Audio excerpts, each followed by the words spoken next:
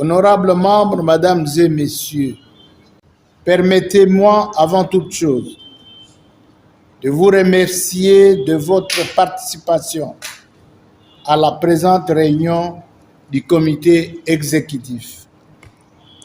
Malgré les multiples devoirs d'État qui vous comblent, il s'agit de notre première rencontre pour l'exercice 2022. Ainsi, j'ai saisi cette occasion pour m'acquitter d'un agréable devoir, celui de vous adresser, au nom de l'ensemble du forum et au mien propre, le vœu le meilleur. Je reste convaincu que 2022 sera assurément une meilleure année, malgré les vicissitudes liées à la pandémie de Covid-19, qui, hélas, sévit encore dans nos pays depuis 2 ans.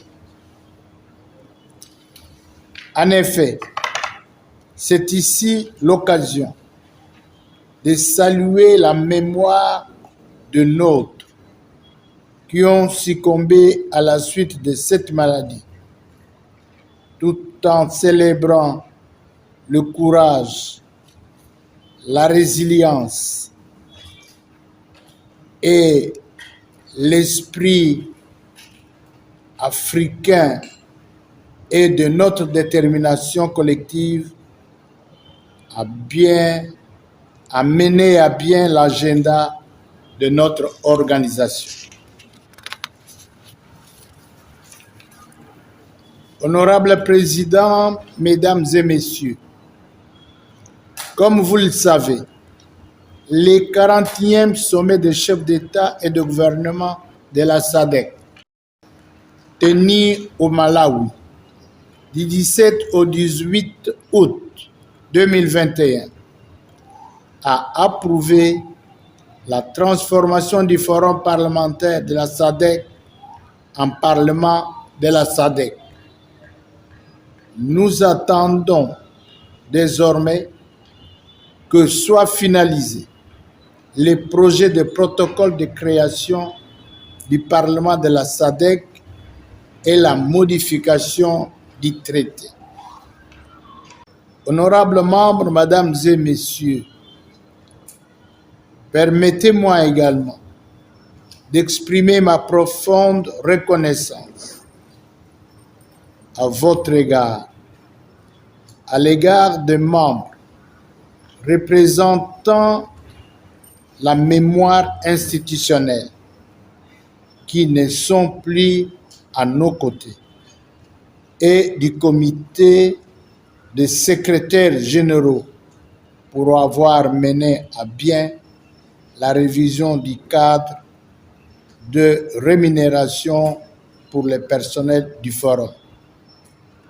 Je suis pleinement conscient qu'il était difficile de trouver un équilibre pour faire en sorte que nos agents soient rétribués de manière compétitive dans les limites de restrictions budgétaires aggravées par la pandémie de la COVID-19. Je suis heureux de constater qu'en fin de compte, nous avons adopté une approche gagnant-gagnant qui protège à la fois les conditions de vie de nos employés et la viabilité ainsi que les intérêts du forum. Je dois aussi remercier notre personnel pour sa patience, sa ténacité et pour n'avoir jamais renoncé au niveau d'exigence requis, tandis que nous cherchions une solution mutuellement avantageuse pour la révision du cadre de rémunération. Comme l'a formulé à juste titre le grand auteur américain décédé Stephen Covey, Les principes du gagnant-gagnant représentent la conviction qu'il existe une troisième voie. Il ne s'agit pas de privilégier votre approche ou la mienne. Il s'agit d'adopter pour une meilleure approche, une approche supérieure. J'ose le dire, nous avons trouvé ensemble cette approche supérieure. Je fais donc appel à ce même esprit de résilience et à la conscience panafricaine pour qu'il nous guide dans les démarches auprès de nos ministres des Affaires étrangères respectifs pour obtenir l'accélération de ce processus qui assurera la reconnaissance du Parlement de la SADC en tant qu'institution de la SADC au titre de l'article 9.1. Dans la même optique, je recommande au groupe de travail mixte composé de représentants du Forum parlementaire de la SADC et du secrétariat de la SADC de finaliser promptement le projet de protocole conformément à la feuille de route relative à la procédure de transformation approuvée par le 41e sommet. Nous devons tous faire diligence dans l'accomplissement de nos tâches respectives.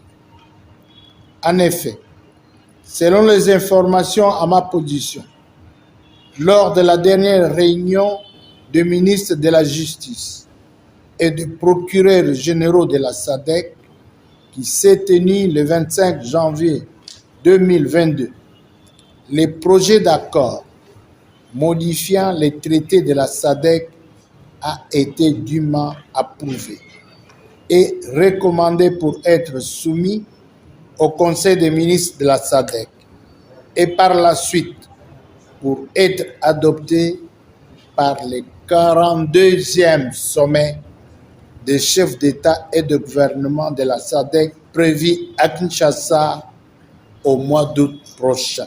Il nous incombe donc à nous et à tous les membres du Forum parlementaire de mener un plaidoyer auprès de nos ministres et chefs d'État respectifs en vue de l'adoption. Nous nous rapprochons plus du Graal de la légende, mais cela ne doit pas nous conduire à relâcher nos efforts.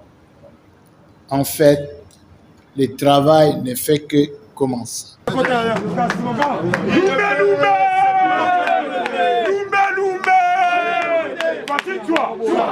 Fatigue-toi. Allez, fatigue-toi. IDP, c'est FIFA. Bon matin, Nelly, tu vas mettre la présidence Gilles Mabou pour combattre. Les parlementaires debout. Les parlementaires debout. Les parlementaires debout. Combattants et combattantes, bonjour. Combattants. Nazoé Bisayo Parlement sans formant les a toujours qu'à la Lico. D'ailleurs, Nakoé Bisayo Bosungaka biso na ba conseil. Parce que Nazoé Bisayo Lenge Parlement de Boundé Oso Kendele. Et bien, ba komi kotoube dans le monde gratuit. Combattant premier bord na ngana lobona lobate. Lobi na landi oyo tobengaka. Oyo tobengi oyo na union sacrée tobengi Evariste Bochap. Evariste Bochap alobi boye. Azozongisa mbongo oyo ekweyaka na Brazzaville. Alobi azozongisa mbongo. Merci beaucoup. Soki ozongisi ta 2 millions nde olati Polo Tshisekedi.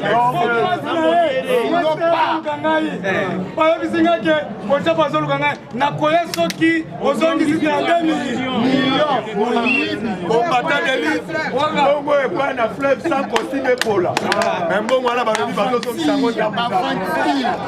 grâce à la politique, à Moukantomolo Tomenga Fatibe. Lobby conseil des ministres, Mouta Pezza Kamozalaki Samalokonde. Mais Moukantomolo Bazalaki na vidéoconférence tête à tête. Masolo et Betamaga Kitoko parce que Azara toujours les bandes yango bolanda qui très présidentielle. Abeta qui c'était. A lobby était Kalamingi té. Moukantomolo, il fallait gagner Mboka Bapa, à gagner Mboka Naye. Pour être combattant. Combattant sur le plan mondial, Boye Bete, Boye Babé Yaka Farine. Et là, vous avez collé ça, oh, Tobengi, monde mobimba par rapport à Farine, et Zalim Boko Boso Benga. Na minute, on a monde mobimba. Bazali na passe oyo tobenga ya farine. Yango balobi boningi samate parce que ba yokota lete guerre ya Ukraine et eko contacter même na ba pays Afrique, na ba pays Europe. Yango to boye bisayo epe sabiso makanisi. Epe sabiso mela. Pour être to luka moyen ya kolona kana mboka na biso. Il ne peut se vivre. Combattant d'élite. Nazo telemela mwana mwaso tozobenga mama Olive Lembe. Abine. La utiko landa ya utiko sangisa ba mama na este. La journée de la femme. Azobeta c'était yemoko azako se contredire na baloba na ye. Asala qui sortie médiatique ya kolobete oh azaka na ba photo ya Félix Antoine Tshilombo Tshisekedi na ba ndako na ye partout. Mais tina ba chambre mais lobby na ye kolana sous mama Olive Lembe parce que ce qu'on t'a dit déclaration à sali na ba conteste belé. Lobby sous na landi azolobete la Sengina, oh, Tobengi peuple congolais va soutenir Mobane parce qu'elle est intègre. En 2023, Kabila a consommé la scène politique. Yaya, Kosoye Bissau. Oberimi Kapangala, Obomi Madilou, yo sont dans la scène politique. Yo. Maman Olivier Mazo qui est le plus à Zomi Beta Tolo, a le billet fait cause à la candidat. Yaya, il ne fait ses vivants. Bomba, la Touta, la Panza, la Bouka, Nazoé Bissa Maman Olivier Goye. Moi, si on a tambolina Mibali, Balé, ça cause à la Mokonzamboka. A cause de sa basse d'Abissonio, on va t'entendre au Sanate. Merci. Maman Kaima, Maman Kaima, au bon Sanate. Kaboun, Tozoye Bisaye, Kaboun, 16 jours déjà Kokaki. Kuna Libana Zosalani, Toye Bisaye Azonga. Parce que dans le milieu, banda ko déplacement na yebo moni Carola et uti okitama pris na kozonga na yebo mona Carola nyenge komata zonga combattant d'élite awa na minute na zoye bisayo combattant oyo tobengi Félix Antoine Tshilombo Tshisekedi azali na santé ya ngolo bandongolo bisu nyonso bakanisa gete mu kontombolo o abeli o bapanzie ko toyebisi bino lubunu toyebisi bino bandoki na biso bokomela la bombe bokolala ya côté awa na moni bauti ko bimisa ba jeune ya PPRD bauti ko tambola lobi na Katanga bazolo bete o ya ko modifier o to bengi ba ke article to ko telemela ye biso il fallait to modifier ba ke article na kati ya constitution ya mboka na biso parce que na ute ko na Paul Milambwe a uti ko tanga lisusu Kabila alobi azali commanditeur mais ba lobi et là, on protéger Kabila les alliés au Tobengi constitution en mboka na biso. Il fallait que l'on la article on a beau été combattant. Ya baba pour nous mesure. Papa, to boye bisayo boye. Il fallait qu'on modifie ba. Yaya, nazo bisabino constitution en mboka na biso il fallait to verrouiller yango. Parce que oh Tobengi ba ancien président ba oui qu'on soit salaire rebelle boyete. Ce qui to kisi bango 5 na mboka o.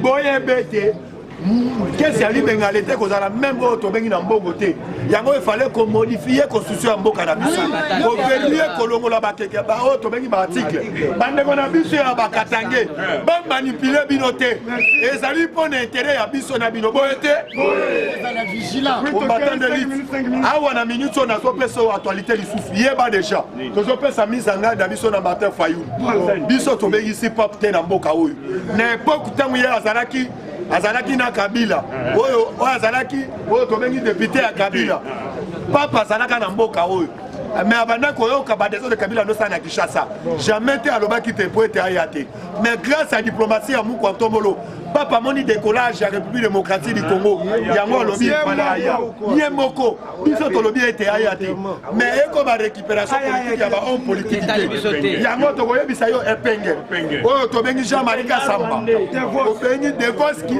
papa Devoski to bazali faux prophète parce que biloko azotangisa bana na classe aotangisa baétudiant na campus nde biloko oyo azali kolobela nazopesa mise en garde na ngai na baprofesseur oyo bokenda kosala désordre na epai ya Tony mwa balobi obetani bamabanga toyebi bien bino baprofesseur baotinda bino po ete bosabote oyo tobengi baministre ya UDPS awa nazoyebisa bino urgent d'ici awa kokita ya Mukwanto Molo 10 oyo tobenga baministre 10 il fallait balongwa na kati ya oyo tobengi ya gouvernement ya Mukwanto Molo na UDPS bazolongola 3 ministres UDPS FIFA na 10 yeba déjà Chorbe okende akorate oyo tobengi ministre économie akorate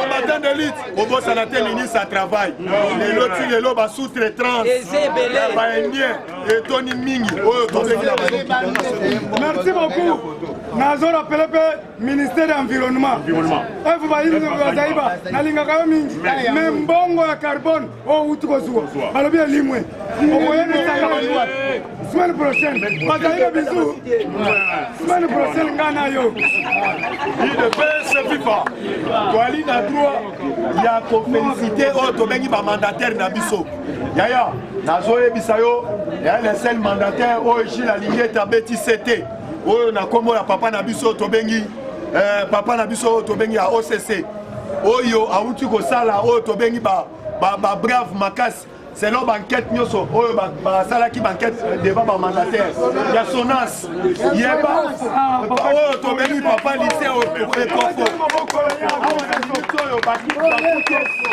atikali kotouche mbongo mbongo ya leta te toali na droit ya kosoutenir de pere de mer aya tobetela ekofo maboko kobaka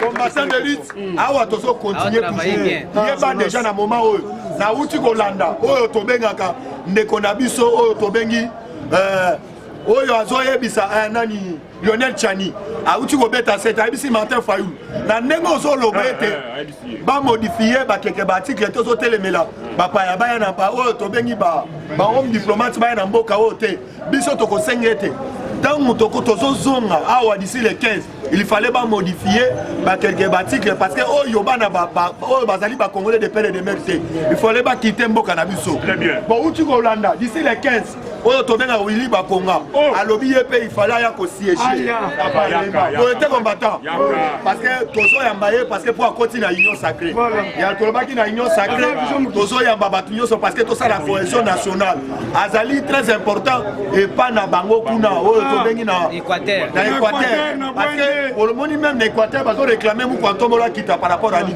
parce que muto yaki pour ça la bango ba meeting il a commis commettre la bango bada awa tozo senga na Mukwanto Molo tracasserie l'équipe les alliés na société moko na rail côté ya matete bazo futisa oyo tobengi pousse 1000 francs na tombo muto leka fatika 500 francs les tozo lobawa oyo tobengi na c'est à pont ya Pascal na route Mokali na minute oyo nazo biso a partir à 4h bazokanga même na bato bafuta bango 500 francs mituka oyo ezobelela na tongo wana nazoyebisa yo bazobelela mituka wana ezali transport ozoka ba 2000 francs babengango baabone mais na mituka na otali bato oyo tobengi soki aseko bazomatisa transport lolenge bango basieli ezali complicité na bango na ministre ya transport na ministre provincial yango biso tokotelemela système wana boye te combattant yango nakoyebisa bino en tout moment totika mboka na biso na loboko ya Nzambe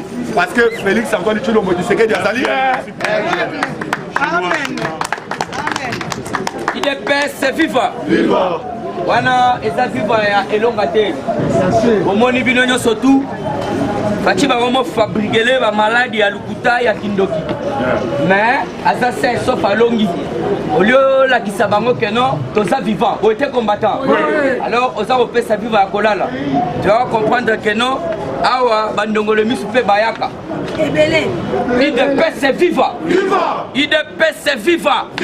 Il de paix c'est vivant.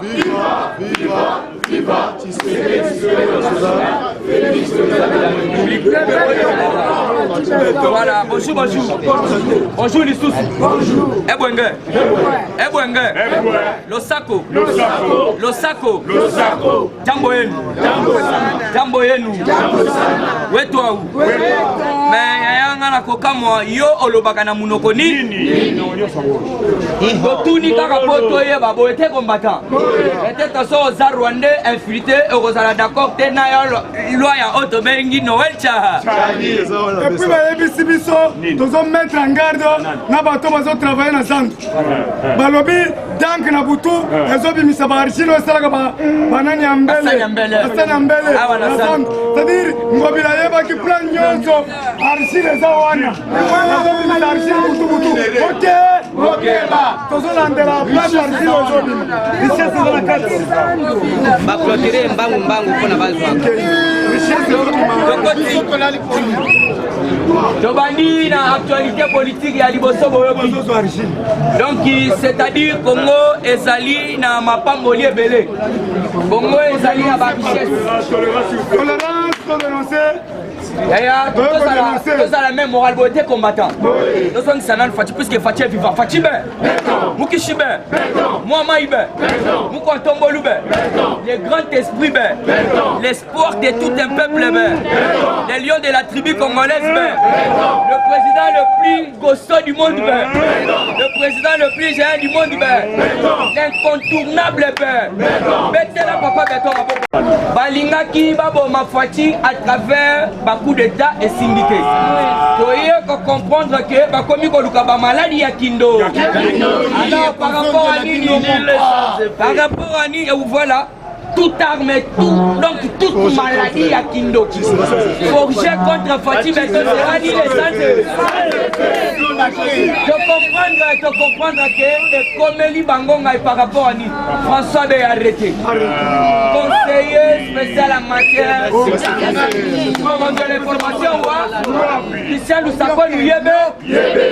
Toye Kokebisa Christian Lusako, puisqu'il était aussi parmi bateaux et va publier la chaîne que les chefs de l'État va s'allier comme il dépêche c'est vivant. Pour comprendre que les médias est commis pourri. Média et baby. Et puis tu as vu que tu as vu le Koran. Il y a un autre qui s'est sama le konde. Au fond de ça qui bango surtout au salaki café donc presque café. Au fond de ça qui bango au pesi bango mbongo mboka. Pour badi misaka ba information il y a Lukuta en faveur chef de l'État. Yangwana pour votre information sama le konde batie mise en garde. Mise en garde par rapport à Nini, par rapport à Mbongo à 145 territoires. Merci Nanano Manonina. Donc, Betela Maman Azali Moutoua Liboso a banni déjà Kobima au sein de la campagne à 145 territoires. Yangono Yoki Baebisa qui Samalokonde. Mongo ya Chile Gelou. Mongo ya Otobengi. Et donc, qui chasse à 100 trous. Toyokaka. Mais Keba Nambong à 145 puisque 145 territoires, ils ont Moutou, il y a Samaloko, mais bateau, il fallait pas la Makamou, il y a 145 territoires. Oyo Fati Beton Kosal et la Bisso, Bakoti si on a des informations, il y a Koko célèbre maladie à Kindo. Yangona Bomoni, Toye Koye Sabino, Bandegona Bisso, il y a Union Sacrée, Baza Kolala. Baza Kolala par rapport à Ni. Par rapport à que président merci à Ucholoba. À lobby Olive Lembe, à Kekuna l'Académie, à lobby, bah jeune, bah sa conscience, et pas mobile inaye. Confiance n'est pas mobile inaye, puisque mobile inaye, à la kaka, à Salakaboye, puisque régime oyo.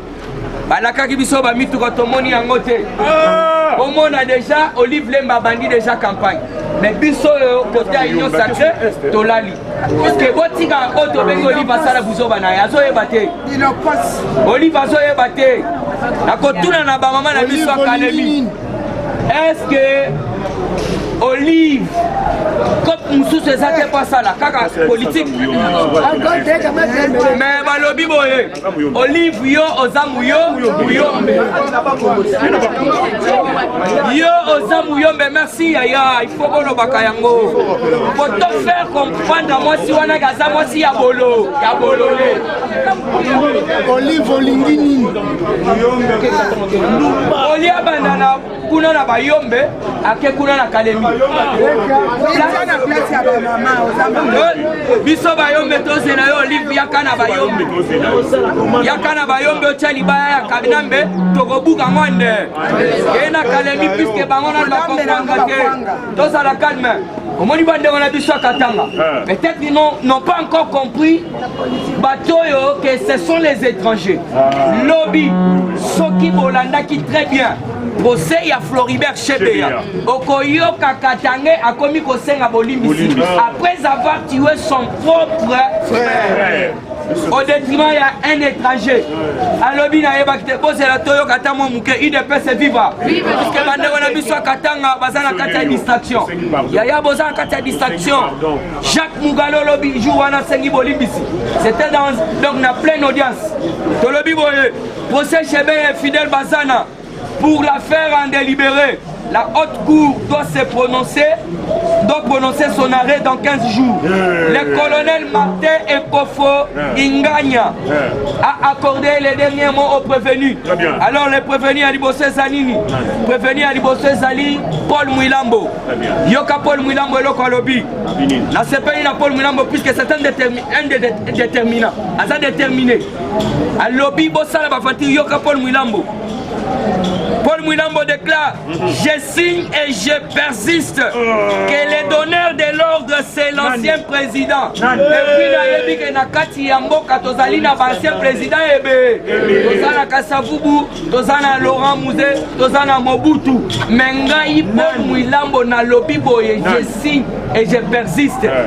Mutu oyo apesaki mitindo botokoma oyo tobengi Chebeya ezali oyo tobengi Kanambe te yoka po soto tolobi Kanambe pour le moment et comment affaire mususu peut-être en qui maintenant il y a pour qui makombo Paul Mouilambo a lobby clair que non c'est Joseph Kabila et puis a continué à lobby boye à lobby c'est Kabila les donneurs d'ordre et je cite son nom Kabila donc hier azosenga sikoyo ba akité a lobby botika ngai moi j'ai un problème, je demande mon acquittement.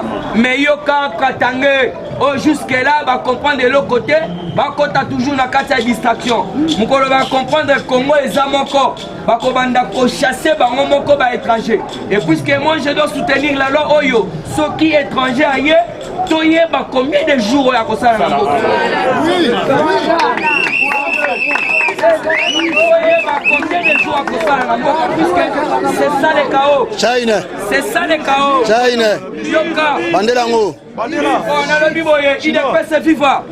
Puisque l'aime sous Nalobaka, Boyoka Kate Nalobaka, ce sont toujours les étrangers qui bavarent en République démocratique du Congo. Moïse Katumbi Azali Etra. Martin Fayos pire Etra. Hippolyte Kanambe pire Etra. Olive Lembe wana pas aligné. Ça peut étranger. Mais tout le biboye, bah étranger nous sont tous basawana to soutenir loi ya toyeba étranger soka yawa akosala ba jour il doit faire combien de jours ici chez nous ozala burundais ozala tunisien ozala qui que ce soit ozala rwandais to landela to soutenir loi wana étranger soka yana mboka na biso il faut que ce séjour soit compté ba jour na yawa ezala compté yoka Jacques Mugalo Jacques Bengi Jacques Mugalo policier pe o ba condamna qui est ba pesa qui est dernier mot alors dernier mot na ezali ni yoka À son tour, le lieutenant Jacques Mungalo lui demande pardon. Et lui affirme n'avoir pas connaître Chebe. Alobi boye. Alobi na sengi bolimbisi. Bolimbisa ngai nga batu na yebi problème te. Atande tokenda yiko boma Chebe ya. Nasika yana nga koyeba teke oyo nde Floribert Chebe ya. Bolimbisa nga. Alors pour comprendre que non, après avoir posé la buzoba, oye kosenga pardon. Wana Jacques Mungalo na procès ya Floribert Chebe ya. Nde ya wana tokoyebisa Olive. Ozotia makelele kuna na Kalemi. Mais awa mobile na yo na audience foraine ya donc il y a procès à Chebe ya. Mobile na yo ba ko lukaye na tribunal. Et ce sont les sénateurs wana les miibi ba matina nzete moko ba batami wana ba bengi yango Sénat. Merci na papa Otobengi prof Mbata. Alobi de Sakanambe, c'est un petit problème. Voilà. C'est un petit problème. Mama, papa Otobengi professeur Mbata. D'ailleurs, ils sont des tokosenga Mbata, à son de la place, il y a Otobengi Jamaka Kabundaka.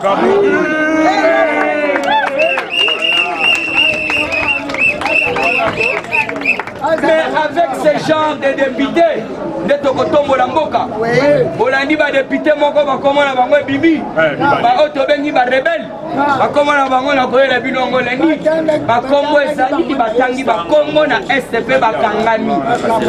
Merci. Yoka Congo va ma gloire na va kaseleka. Azola tapé logo on moni logo va député va la. Fandi pe wana pena député na rebelle. Vous devez comprendre, Mbata, papa Mbata André, à lobby, il faut tout ça la révision en constitution. Comment ça fait-il que quelqu'un qui a tué nos frères, nos sœurs, et puis par mois, tout le monde a tous un paquet d'argent.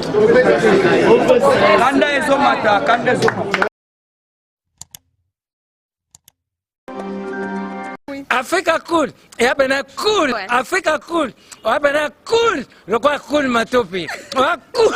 Chaîne Nabiso Africa cool. En tout cas, les chaînes y a bien, et puis vous êtes très rapide. Ils êtes très rapide, et les chaînes moko, bah quoi ça a bien confiance. En tout cas, nazo senga na bato oyo nanu ba souscrire te bazwa. Donc, eza vraiment neti oyo balobaka ke boka lelo, lamba lelo, lia lelo. Donc, eza kitoko na sepeli na bino, na sengi na bato nyonso, bo souscrire ebele boko zala déçuté. Vous voulez le Congo?